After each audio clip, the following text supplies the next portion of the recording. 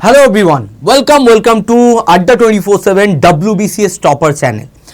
WBCS হওয়া যাদের একমাত্র স্বপ্ন, WBCS অফিসার হয়ে নিজেকে স্বাবলম্বী করা যাদের একমাত্র স্বপ্ন, তাদের জন্য আজকের এই বিশেষ ভিডিওটা। যারা মনে করছো যে আমি ডেডিকেশনের সঙ্গে পড়াশোনা করতে পারবো না, যারা মনে করছো আমার জীবনে অনেকটা সময় নেই অতিবাহিত করার জন্য এই WBCS এর উপরে, যারা মনে করছো যে আমি আমার কমফর্ট জোন থেকে বেরোতে পারবো না, তাদের জন্য আজকের এই ভিডিওটা নয়। তারা WBCS অফিসার হতে পারবে না, তো তারা এই ভিডিওটাকে স্কিপ করতে পারো। যারা মনে করছো আমার জীবনে সময় আছে, ডেডিকেশন আছে, আমার স্বপ্নটা এত বড় এবং লক্ষ্যটা এমন যেটাকে আমি অ্যাচিভ না করা পর্যন্ত থামবো না বা রুখবো না, তার জন্য আজকে এই স্পেশাল ভিডিওটা। চলো শুরু করি। আজকের এই ভিডিওতে সম্পূর্ণ A to Z WBCS সম্পর্কে আমরা আলোচনা করব।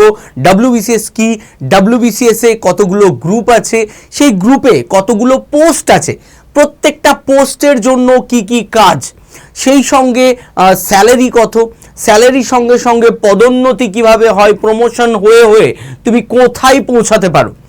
শুধু তাই নয়, সেই সঙ্গে কি কি ফ্যাসিলিটি আছে, কি কি পাওয়ার আছে, তার সঙ্গে পার্কস অ্যান্ড তোমার বিশেষ সুযোগ সুবিধা, শেষমেশ পরীক্ষার প্যাটার্ন, সিলেবাস এবং কোন স্ট্র্যাটেজি তুমি ফলো করলে এই পরীক্ষাটায় উত্তীর্ণ হতে পারো, তোমার জীবনের স্বপ্নকে তুমি পূরণ করতে পারো, সেটা নিয়ে সম্পূর্ণ আলোচনা করব আজকে। তো আরেকবার ওয়েলকাম টু আড্ডা 24/7 WBCS টপার চ্যানেল। সকলকে বলবো এই বিশেষ ভিডিওটা সব জায়গায় শেয়ার করে দাও। আজকের এই ভিডিওটা তোমার জীবনকে পাল্টে দিতে পারে। তো চলো শুরু করি আজকে WBCS দ্য নেভিগেটরস চার্ট এই বিশেষ সেশনে। তো প্রথমে আমি বলে দিই তোমাদের WBCS, দেখো WBCS যদি আমরা এই যে অ্যাব্রিভিয়েশন, এটাকে যদি আমি ভাঙি তাহলে কি হচ্ছে, ওয়েস্ট বেঙ্গল সিভিল সার্ভিস, সকলে আমরা জানি।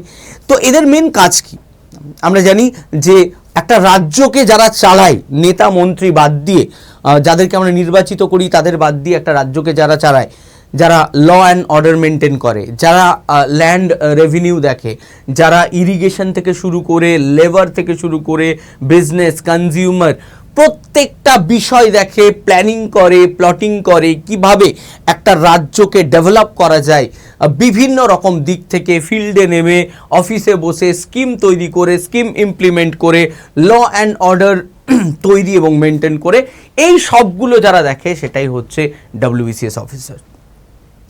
তো মূলত WBCS কে চারটে ভাগে ভাগ করা যায়। প্রথমে আমি বলে দিই, একজন WBCS অফিসার হতে গেলে ন্যূনতম যোগ্যতা যেটা, সেটা হচ্ছে গ্র্যাজুয়েশন পাস। তোমাকে গ্র্যাজুয়েট হতে হবে এবং এই গ্র্যাজুয়েশন তুমি যে কোনো স্ট্রিমে হতে পারো, মার্কসের কোনো ব্যাপার নেই, তুমি কত পার্সেন্ট পাচ্ছ এটা কোনো রকম কোনো পরীক্ষায় ম্যাটার করে না, শুধুমাত্র একাডেমিক পরীক্ষা ছাড়া। এখানে তুমি গ্র্যাজুয়েট হয়েছো, যে কোনো রেকগনাইজ ইউনিভার্সিটি থেকে পাশ করেছো, তাহলেই তুমি এই পরীক্ষার জন্য এলিজিবল। চল, তো WBCS পরীক্ষা সম্পর্কে জানতে গেলে আমাদের জানতে হবে এই যে WBCS পরীক্ষাটা কটা ক্যাটাগরিতে ভাগ আছে, সেই প্রত্যেকটা ক্যাটাগরির কি কি পোস্ট এবং কি কি কাজ করতে হয়। বেশিরভাগ সময় আমাদের কি হয় যে আমরা জানি না যে পরীক্ষাটার জন্য আমরা প্রিপারেশন নিচ্ছি সেই পরীক্ষাটায় কি কি পোস্ট আছে, কি কাজ করতে হবে, না জেনে আমরা ঝাঁপিয়ে পড়ি এবং ফাইনালি গিয়ে অনেক সময় আমরা হতাশ হয়ে যাই কাজ দেখে, যে না এই কাজটা তো আমার জন্য নয়, বা এই কাজটার কথা আমি ভাবিনি, এটা তো আমার স্বপ্ন নয়। তো আগে জেনে নাও তোমার কাজ কি করতে হবে, জব প্রোফাইল কি। তো প্রথমে আমি দেখি group A, group B, group C, চারটে ক্যাটাগরিতে WBCS এর যে পদগুলো, পোস্টগুলো, সেগুলোকে ভাগ করা হয়। অ্যান্ড প্রত্যেকটা যে পদ সেটা নিয়ে আগে আমরা আলোচনা করব, তারপর এখানে আসব। দেখো আমরা যদি দেখি গ্রুপ এতে এক্সিকিউটিভ অফিসার, ওকে, ল্যান্ড রেভিনিউ, লেবার, সব সার্ভিসে। গ্রুপ বি হচ্ছে ওয়েস্ট বেঙ্গল পুলিশ সার্ভিস, যারা পুলিশ হতে চায়, DSP হতে চায় মেনলি, তারা এই গ্রুপ বি এর জন্য। তারপরে দেখো group C superintendent, commercial tax, joint BDO. Group D panchayat development officer. এগুলো নিয়ে আমরা পুরো আলোচনা করছি, প্রত্যেকটা একদম প্রত্যেকটা গ্রুপের কি কি পোস্ট একজন পেতে পারে সেটা আমরা দেখব। যে গ্রুপ এ এক্সিকিউটিভ লেভেলে অফিসার হচ্ছে, যে গ্রুপ এ ক্র্যাক করছে, তার কি কি স্কোপ আছে, কোন কোন জায়গা, কোন কোন জব প্রোফাইল তার হতে পারে। প্রথমে দেখো West Bengal civil service executive, অর্থাৎ জেনারেলি এটা বিডিওর একটা পোস্ট, ব্লক ডেভেলপমেন্ট অফিসার। আমরা সকলেই জানি ব্লকের একটা ব্লককে ডেভেলপ করতে গেলে যা যা জরুরি সেই সবগুলো করেন আর কি এই ব্লক ডেভেলপমেন্ট অফিসার। ইলেকশন দেখা, তার সঙ্গে হচ্ছে স্যানিটেশন, হাউজিং, রাস্তা, এই সব কিছু থেকে শুরু করে একটা ব্লককে কিভাবে ডেভেলপ করা যায় প্ল্যান করা থেকে শুরু করে বিভিন্ন যেসব রাজ্য সরকার কেন্দ্র সরকারের যেসব স্কিম সেগুলোকে কী করে ইমপ্লিমেন্ট করা যায়, এই সব কিছু যিনি দেখেন তিনি হচ্ছেন ওয়েস্ট বেঙ্গল সিভিল সার্ভিসের এক্সিকিউটিভ বিডিও। এরপরে চলে আসবো আমরা West Bengal revenue service, land and revenue service. এখানে মেনলি এখানে যে ল্যান্ড রেভিনিউ অফিসার যিনি হন তার কাজ হচ্ছে বিএলআরও, এই ধরনের পোস্ট এখানে আছে। এখানে যে কাজটা তার কাজটা হচ্ছে মেনলি ল্যান্ড সম্পর্কিত যেসব ডিসপিউট আছে সেগুলোকে ঠিক করা, ল্যান্ড ট্রান্সফার করা, ল্যান্ড ট্রান্সফার, একজনের ল্যান্ড আরেকজন অ্যাকোয়ার করছে, এই ট্রান্সফার সম্পর্কিত ব্যাপার, সে সঙ্গে রেকর্ড রাখা, কোথায় কতটা ল্যান্ড আছে তার মাপজোপ সব কিছু এইসব রেকর্ড রাখা, এবং ল্যান্ড থেকে যে রেভিনিউ কালেক্ট করা, এই সব কিছু কিন্তু মূলত এই অফিসের এই পোস্টের কাজ। নেক্সট যদি আমরা দেখি ওয়েস্ট বেঙ্গল কোঅপারেটিভ সার্ভিস, এই ওয়েস্ট বেঙ্গল কোঅপারেটিভ সার্ভিসে তুমি যদি অফিসার হও তোমার মূলত কাজ থাকবে কোঅপারেটিভ যেসব সোসাইটি বা কোঅপারেটিভ যেসব ব্যাঙ্কগুলো আছে সেগুলো ঠিকঠাকভাবে ফাংশন করছে কি, সেগুলোকে ম্যানেজ করা, কোনো রকম মিসম্যানেজমেন্ট হচ্ছে কি, কোথাও রেজিগনেশন, রিক্রুটমেন্ট, এই সব কিছু, এবং বিভিন্ন স্কিম লঞ্চ করা যেগুলোর দ্বারা এই যে কোঅপারেটিভ সোসাইটিগুলো সার্ভাইভ করতে পারে এবং নিজেদেরকে এক্সপ্যান্ড করতে পারে।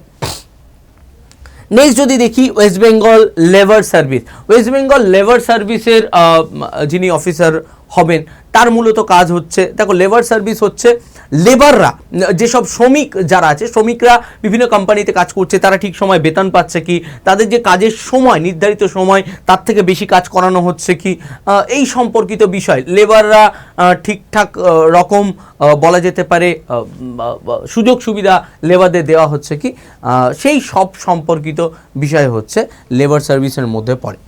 West Bengal food supply and service, দেখো ফুড সাপ্লাই অ্যান্ড সার্ভিসের ক্ষেত্রে এর কাজ হচ্ছে মূলত, দেখো আমরা জানি যে ফুডের যে ডিস্ট্রিবিউশন, আমরা জানি যে রেশন আমরা পাই, রেশন, এইসব রেশন দোকানে কোনো বলা যেতে পারে কালোবাজারি হচ্ছে কি, ঠিকঠাক সময় মানুষ রেশন পাচ্ছে কি, ফুডের কোয়ালিটি কি, এই সব কিছু যারা দেখাশোনা করে। ওকে, তো এটা হচ্ছে ফুড এবং ফুড সাপ্লাই অফিসারের কাজ, এবং ফুডের আরও অনেক রকম কাজ আছে যেগুলো তোমরা জানো, আমি বেসিকটা তোমাদের বলে দিলাম। West Bengal employment service, employment সার্ভিসে যিনি এমপ্লয়মেন্ট অফিসার যিনি হন, ডিস্ট্রিক্ট এমপ্লয়মেন্ট অফিসার বা কিছু, তার কাজ হচ্ছে এমপ্লয়মেন্ট এক্সচেঞ্জ যেটা, সেটাকে ম্যানেজ করা। ওকে, নতুন যারা জব সিকার, যারা কাজ খুঁজছে তাদেরকে রেজিস্টার করা।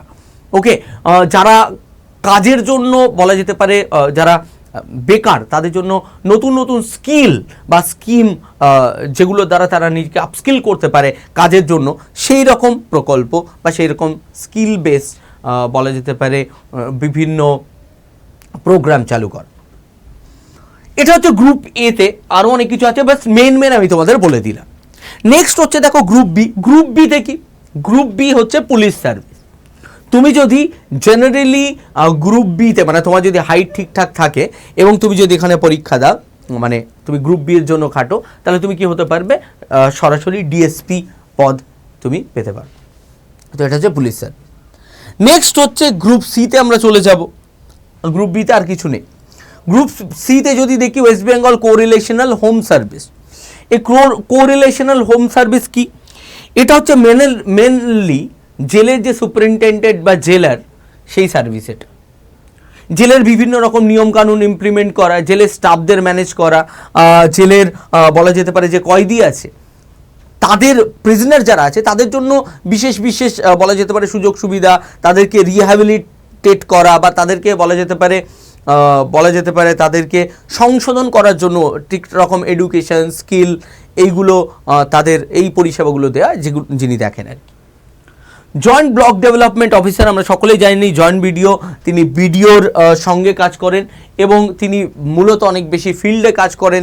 তিনি মানুষের সমস্যাগুলোকে সরাসরি শোনেন এবং বিভিন্ন স্কিমকে ইমপ্লিমেন্ট করতে, বিভিন্ন প্রকল্প, আজকে বেকার ভাতা আসছে, আজকে যুবসাথী আসছে, আজকে কন্যাশ্রী আসছে, কোনো কিছু আসছে, বলা যেতে পারে বাড়ি দেওয়া হবে কোথাও, কোনো কিছু, মানে এই ধরনের যে কোনো প্রকল্পকে ইমপ্লিমেন্ট করা থেকে শুরু করে ফিল্ড ওয়ার্ক করা, রাস্তাঘাট, এইসব স্যানিটেশন, হাউজিং, এইগুলো দেখা যার মোটামুটি কাজ।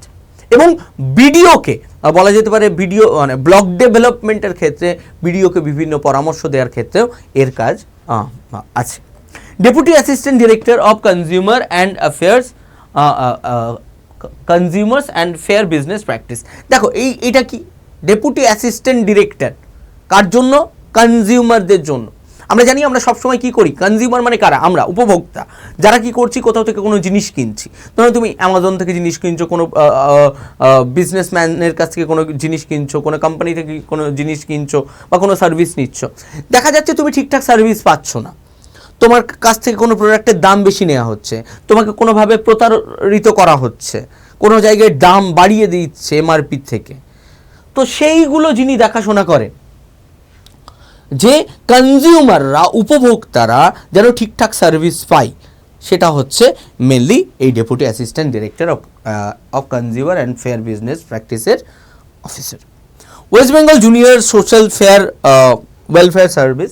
ওয়েলফেয়ার সার্ভিস মানে বিভিন্ন রকম যে ওয়েলফেয়ার স্কিমগুলো আছে সেগুলো যিনি দেখাশোনা করেন, মেনলি এটা কাজ। Assistant canal revenue and officer, irrigation যে সেচ হচ্ছে, ক্যানেল বিভিন্ন জায়গায় যে ড্যাম, ক্যানেল, সেইগুলো যে রক্ষণাবেক্ষণ দেখাশোনা করে, সেখান থেকে কি ইরিগেশন সেচ থেকে যে রেভিনিউ জেনারেট হচ্ছে সেগুলোকে যে ম্যানেজ করে তিনি। West Bengal subordinate land revenue officer, এটা হচ্ছে এসএলআরও, বিএলআরওর নিচে ইনি কাজ করেন আর কি, ল্যান্ড রেভিনিউতে। এই একই ইনি হচ্ছে মেনলি ফিল্ডে গিয়ে কাজ করেন, সব কিছু দেখে শোনা নেওয়া, সব মাপজোপ ঠিক আছে কি, কোনো ল্যান্ডের ডিসপিউট সরাসরি গিয়ে তিনি কি করেন না সমাধান করার কাজ, এগুলো উনি করে থাকেন। অ্যাসিস্ট্যান্ট কমার্শিয়াল ট্যাক্স অফিসার, ট্যাক্সে ঠিক সময়ভাবে কেউ ট্যাক্স দিচ্ছে, মানে জিএসটি এখন আমরা জানি, ট্যাক্স সম্পর্কিত ঠিক সময় ট্যাক্স ফাঁকি দিচ্ছে কি, কোথাও রেড করানোর ব্যাপার, ইনি হচ্ছেন সেটা করেন। চিফ কন্ট্রোলার অ্যান্ড কোরিলেশনাল সার্ভিস, এটাও হচ্ছে ওই জেলের কয়েদিদের জন্য, যারা মেনলি ল অর্ডার মেনটেন করতে, যেমন জেলার টেলার, ঠিক সেরকম ধরনের একটা পোস্ট। তারপর যদি দেখি আমরা গ্রুপ ডিতে চলে আসি, inspector of cooperative society. Okay, cooperative সোসাইটির আমরা দেখছিলাম অফিসার দেখছিলাম, তাই তো? কোঅপারেটিভ সার্ভিসে তার নিচে কাজ করে, ইনি গ্রাউন্ড লেভেলে কাজ করেন, ইনি সব কিছু সরাসরি কোঅপারেটিভ সোসাইটি কিভাবে চলছে, ম্যানেজ হচ্ছে, সেগুলোকে দেখে এবং সেগুলোকে বলা যেতে পারে তার সম্পর্কিত বিভিন্ন রকম যে কাজ সেগুলো করে থাকে। পঞ্চায়েত ডেভেলপমেন্ট অফিসার, ইনি কি করেন, পঞ্চায়েত, গ্রাম পঞ্চায়েতকে কি করেন, ইনি বিভিন্ন রকমভাবে পরামর্শ দিয়ে থাকে যে কিভাবে কাজ করা যেতে পারে একটা পঞ্চায়েতে, এবং পঞ্চায়েতে যে টাকা পয়সাগুলো বরাদ্দ হয় আর কি পঞ্চায়েতের জন্য, গ্রাম পঞ্চায়েতের জন্য, সেগুলো কিভাবে খরচ হচ্ছে না হচ্ছে সেগুলো উনি দেখেন। নেক্সট আসছে রিহ্যাবিলিটেশন অফিসার। রিহ্যাবিলিটেশন অফিসার কি করে, রিহ্যাবিলিট করে, মানে কেউ ধরনের উদ্বাস্তু, কারো ঘর নেই, বাড়ি নেই, যাযাবর ঘুরে বেড়াচ্ছে, কোথাও বন্যা হয়ে গেছে, কোথাও ভূমিকম্প হয়ে গেছে, তাদের ঘর বাড়ি ভেঙে গেছে, তাদের জায়গা নেই, তাদেরকে আবার কোথায় কিভাবে রিহ্যাবিলিটেট করা যায় সেটা কিন্তু ইনি এই অফিসার দেখে থাকেন। তো এই হচ্ছে group A, group B, group C, group D তে মানে কোন জায়গায় কী ধরনের তুমি কাজ করতে পারো, এই নিয়ে আমি ডিটেল ভিডিও আলাদাভাবে করব। তোমরা যদি চাও প্রত্যেকটা সার্ভিসের একদম A to Z সব কিছু আমরা আলোচনা করব। চলো তাহলে group A B C D এটা আমরা দেখলাম। এখানে জাস্ট একটু দেখে নাও স্যালারিটা কেমন কি হয়, তারপরে আমরা তো যাবই যে এক্সাম প্যাটার্ন কি এবং সিলেবাস কি, এগুলোতে ঠিক। যদি দেখি গ্রুপ এ অফিসার হচ্ছে 65,000 থেকে, এটা আমি ইন হ্যান্ড স্যালারি বলছি, ওকে, 65,000 থেকে 78, গ্রুপ এ এবং গ্রুপ বি দুটোই। ওকে, 65,000 থেকে 78,000 টাকা পর্যন্ত ইন হ্যান্ড স্যালারি তুমি পাচ্ছ। ওকে, লেভেল 16। এবং এখানে তুমি ডিয়ারনেলস অ্যালাউন্স আছে, হাউস রেন্ট আছে, সব কিছু, মেডিকেল অ্যালাউন্স, এগুলো সব কিছু আছে। ওকে, গ্রুপ সি এর ক্ষেত্রে যদি আমরা দেখি, গ্রুপ সি এর হচ্ছে 52 থেকে 55K in hand salary. And যদি গ্রুপ ডি দেখি, 42 থেকে 45K হচ্ছে ইন হ্যান্ড স্যালারি। এবং এদের প্রমোশন যদি আমি দেখি, গ্রুপ এতে যারা আছে এবং তারা IAS অফিসার পর্যন্ত কি হতে পারে না, IAS অফিসার পর্যন্ত পদোন্নতি তার হতে পারে, প্রমোশন হতে পারে। IAS officer, Indian administrative service, আমরা সকলেই জানি। তো মোটামুটি এইটুকু তোমাদের ভাবনা চিন্তা করতে হবে যে আমাকে যত তাড়াতাড়ি আমি চাকরিটা পাবো, যত তাড়াতাড়ি গ্রুপ এতে চাকরি পাবো, তত তাড়াতাড়ি আমার IAS হওয়ার সম্ভাবনা। মানে তুমি যদি ধরো না 25 বছর বয়সে তুমি যদি গ্রুপ এতে পেয়ে যাও, তাহলে তোমার মোটামুটি 42 বছর বয়সের মধ্যে তুমি IAS এ পদোন্নতি হয়ে যাবে। তো তোমার হাতে একটা দীর্ঘ সময় থাকবে, অ্যাজ অ্যান IAS তুমি কি করবে, দেশকে সার্ভ করবে। ওকে, অ্যান্ড আমরা যদি West Bengal police service DSP থেকে একদম মোটামুটি 15 থেকে 17 বছরের মধ্যে, কোনো সময় 20 বছরের মধ্যে তুমি IPS অফিসার হয়ে যেতে পারো, ইন্ডিয়ান পুলিশ সার্ভিস। তো সময় নষ্ট করলে চলবে না, যত তাড়াতাড়ি তুমি পাবে, যত তাড়াতাড়ি তুমি এই পরীক্ষা ক্র্যাক করবে, তত তাড়াতাড়ি এই পদোন্নতি তোমার হওয়ার সম্ভাবনা, তত তাড়াতাড়ি এই প্রমোশন হওয়ার সম্ভাবনা। আর যদি তোমার ওই ব্যাপারটা থাকে, সেই স্পার্কটা থাকে, সেই ইচ্ছাটা থাকে, সেই ডেডিকেশনটা থাকে, তাহলে তুমি হতেই পারবে। আর না হলে আবার বলছি, এই ভিডিও তোমার জন্য নয়। নেক্সট হচ্ছে দেখো গ্রুপ সি, গ্রুপ ডি, এগুলো তো আমরা আলোচনা করেছি। এইবার আমরা চলে যাব পরীক্ষার প্যাটার্ন। ওকে, এটার জন্য এই যে অফিসার তুমি হতে চাও বা কিছু হতে চাও, ওয়েস্ট বেঙ্গল সিভিল সার্ভিসে যেতে চাও, তার জন্য একটা কি আছে, দীর্ঘ সময়ের একটা পরীক্ষা আছে। ওকে, তো টোটাল আমরা যদি ভালো করে দেখি, দেখো যে এখানে 3টে ভাগে পরীক্ষা হয়। ওকে, একটা হচ্ছে প্রিলি, একটা হচ্ছে মেন্স, একটা হচ্ছে পার্সোনালিটি টেস্ট। প্রিলি কত মার্কসের হয়? প্রিলি হয় 200 মার্কসের, প্রিলি হয় 200 মার্কসের, আমরা সকলেই জানছি।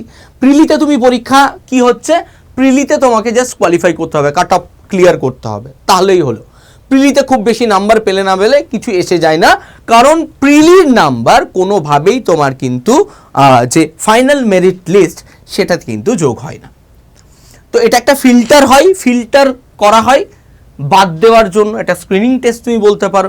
এতে কি কি সাবজেক্ট আছে, কত মার্কস আছে, সেটাতে আমি আসছি। তারপরে হয় মেন্স পরীক্ষা। প্রিলিতে তুমি কোয়ালিফাই করলে তুমি মেন্স পরীক্ষা দেবে। মেন্স হচ্ছে টোটাল 6টা পেপার, 6টা পেপার টোটাল, 6 পেপার্স, 200 করে মার্কস আছে। ওকে, এগুলো সব MCQ এর কথাই বলা হচ্ছে। এটাই হচ্ছে আমরা বলি মেন আসল যুদ্ধক্ষেত্র। এটার ওপরেই তোমার র্যাঙ্ক, এটার ওপরেই তোমার কি হবে, র্যাঙ্ক, এটার ওপরেই তোমার মেরিট লিস্ট কিন্তু নির্ধারিত হবে। তো এখানেই আসল যুদ্ধ, এখানেই কিন্তু মেন ফোকাস তোমার হওয়া দরকার। এবং ফাইনালি তোমার পার্সোনালিটি টেস্ট হবে, যেটাকে আমরা ইন্টারভিউ বলি। ওকে, তো 6টা পেপার কত মার্কস করে, 200 মার্কস করে হবে, তো 1200।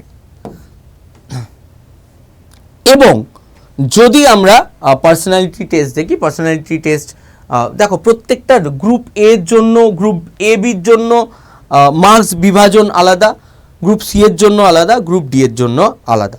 এটা আমরা জাস্ট একটু দেখে নেব, তারপরে আমরা আবার ব্যাক করব স্ট্র্যাটেজিতে।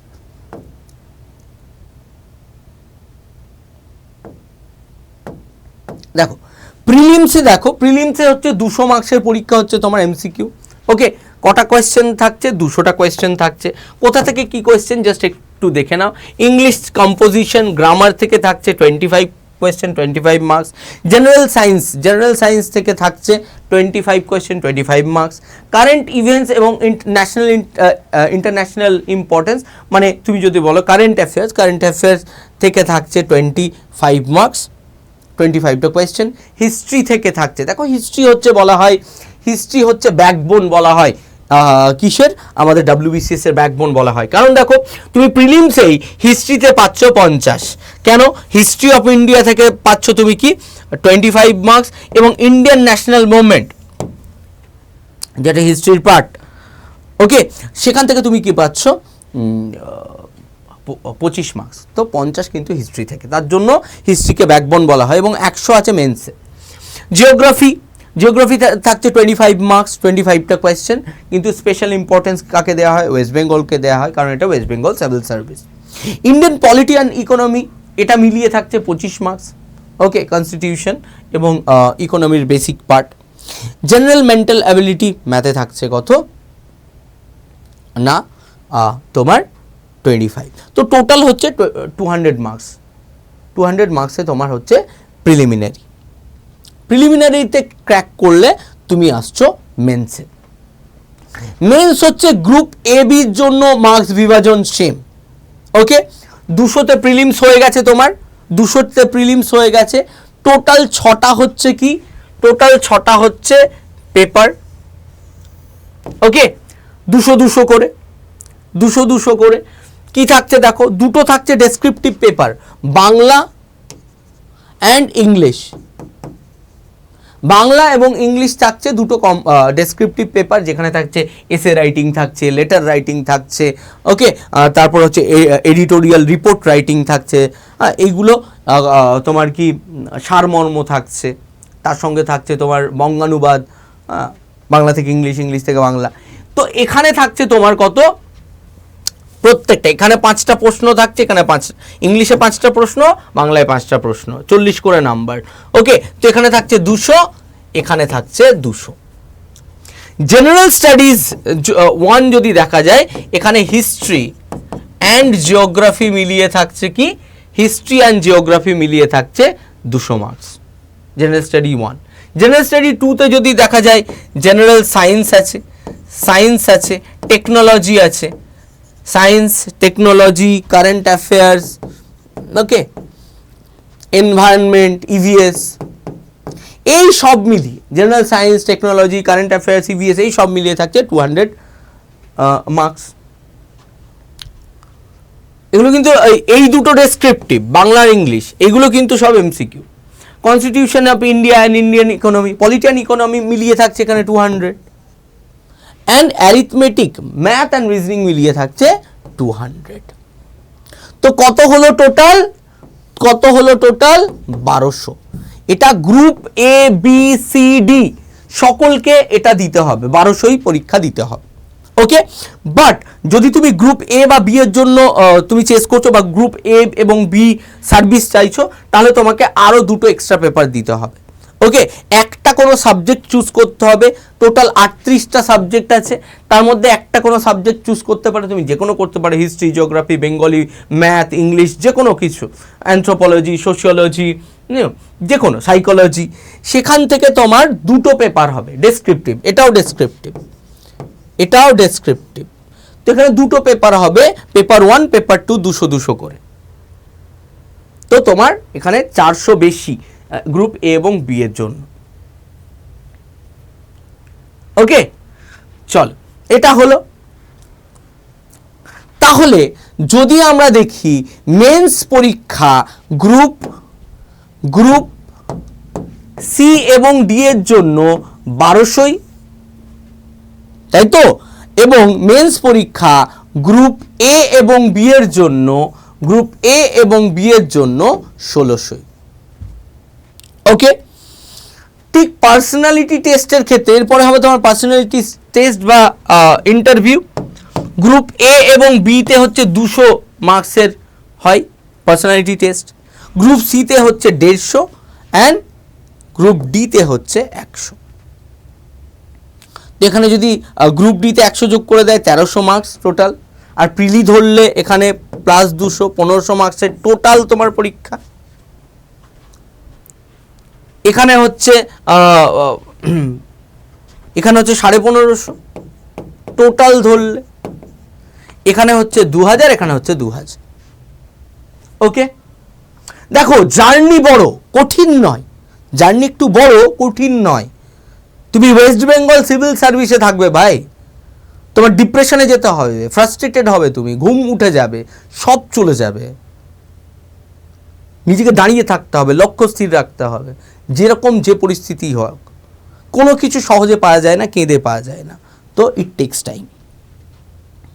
চলো নেক্সট, এবার দেখো তাহলে কি আবার ওইটাই চলে আসছি, প্রিলিমস 200, মেন্স আমরা জানি 6টা পেপার কম্পালসারি, অ্যান্ড AB কে এক্সট্রা পেপার নিতে হবে যদি অপশনাল নিতে চায়, এবং পার্সোনালিটি টেস্ট। তো মেন হচ্ছে যুদ্ধক্ষেত্র এটা, এবং তারপরে আমাদের পার্সোনালিটি টেস্ট। এইবার চলে আসবো আমরা প্রিপারেশনের কথায়।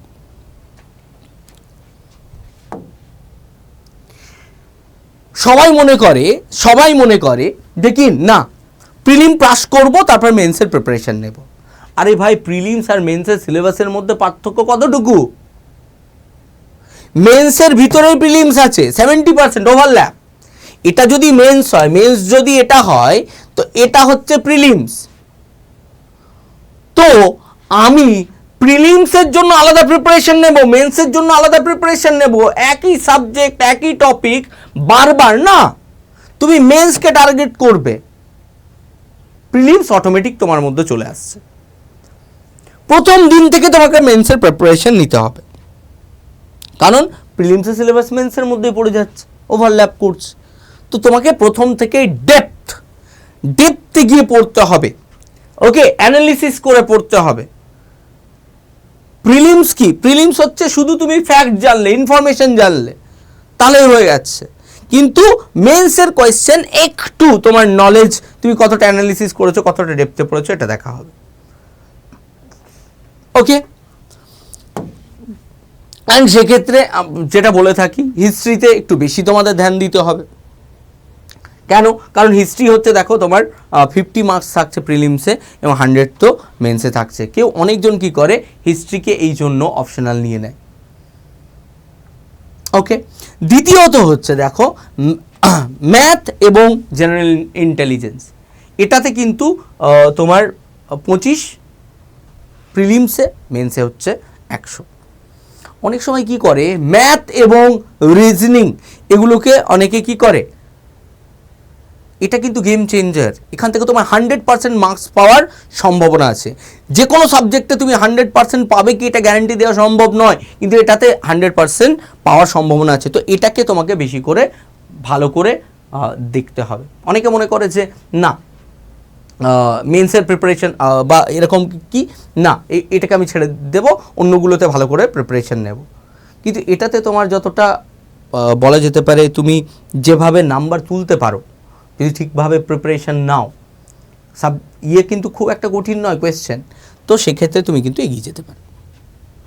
ওকে, এবং তাছাড়া জিওগ্রাফি, ইন্ডিয়ান পলিটি, ইকোনমি, এতে কিন্তু 100% মার্কস তোলা যায়, খুব সেই লেভেলের কোয়েশ্চেন আসে। ওকে, চল অন্যদিকে জেনারেল সায়েন্স, কারেন্ট অ্যাফেয়ার্স, এইগুলো হচ্ছে একটু ভোলাটাইল, একটু তুমি প্রেডিক্ট করা খুব একটা চাপের।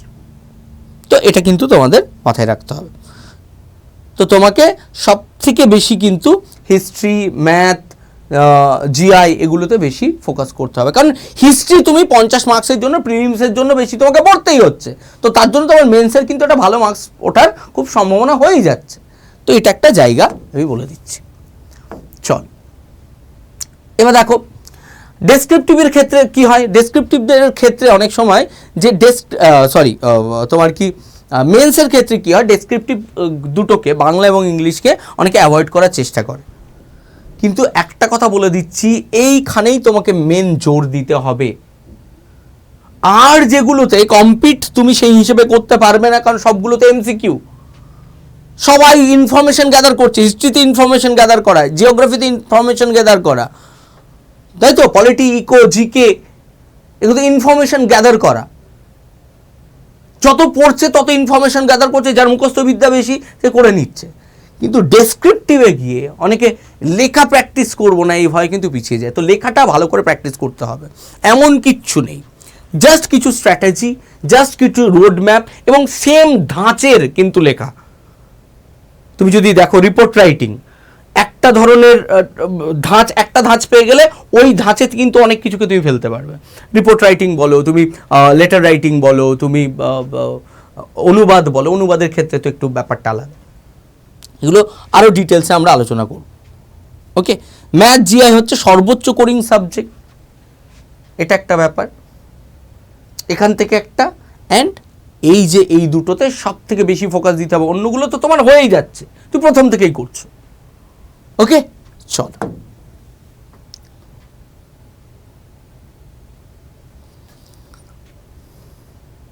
দেখো,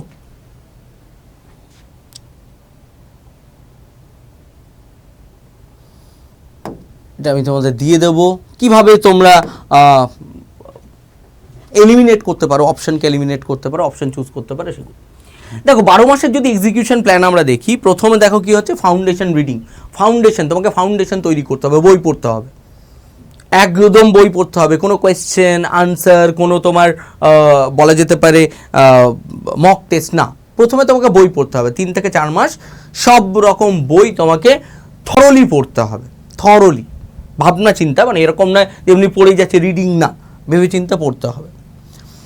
এবং এখানে তোমার কি হচ্ছে, মেন্সের প্রিপারেশন হচ্ছে, মেন্সের সাথে সাথে প্রিলিমসের প্রিপারেশন হচ্ছে। 4 মাস পরে গিয়ে তুমি যদি বি এর জন্য প্রিপারেশন নিচ্ছ, অপশনাল সাবজেক্ট নিয়ে এবার তোমাকে ভাবনা চিন্তা করতে শুরু করতে হবে। যদি তোমার অপশনাল সাবজেক্ট এই সাবজেক্টগুলোর সঙ্গে মেলে, যেগুলো প্রিলিমিনারিতে আছে, তাহলে তোমার অনেক সুবিধা হয়ে যাচ্ছে। যদি না মেলে তাহলে এক্সট্রা এফর্ট, এক্সট্রা সময় এখানে কিন্তু দিতে হবে। সেক্ষেত্রে তোমাকে কিন্তু ভাবনা চিন্তা করে নিতে হবে যে তুমি কোন অপশনাল সাবজেক্ট চুজ করতে চাও।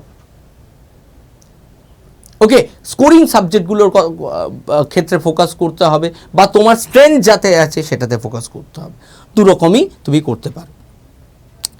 লাস্ট কয়েক মাস, ধরে না লাস্ট 3 থেকে 4 মাস তোমাকে কিন্তু আনসার রাইটিং, কিসের আনসার রাইটিং, এর মধ্যে এই যে অপশনাল সাবজেক্ট মাস্টারি করছো, 6 মাসের পর থেকে তোমাকে কিন্তু কি ডেসক্রিপটিভ বাংলা ইংলিশ লেখা প্র্যাকটিস করে দিতে হবে।